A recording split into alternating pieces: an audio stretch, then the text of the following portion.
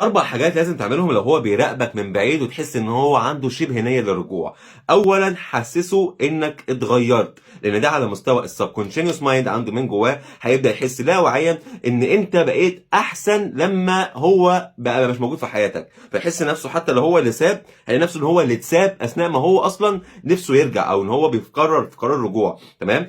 تاني حاجة حسّسه إنك واثق من نَفْسك، إنك ماشي ورا هدف معين، ابحث عن حاجه تحسسه ان انت ماشي وراها، ان انت قاعد مش منتظر رجوعه ومش منتظر حاجه من حد، تمام.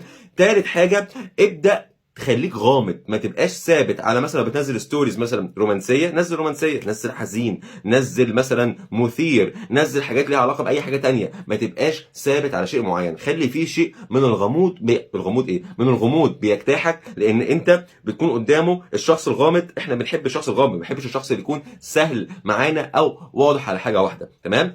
رابع حاجه واخر حاجه، حسسه من جواك ان انت نفسك ترجع وان انت عندك نيه للرجوع، اديله الامان. يمكن هو مثلا شايف ان هو اللي كان غلطان او ان هو خايف منك لو قرب منك انك هترفضه، فاديله احساس اللي هو انت مرحب بيك، مش بالكلام بس، بالستوريز، بالصور، بالحاجات اللي هو بيراقبك من خلالها ان انت مرحب بفكره الرجوع. لكن لما يجي يرجع بقى، ده اللي هنتكلم فيه في الفيديو اللي جاي.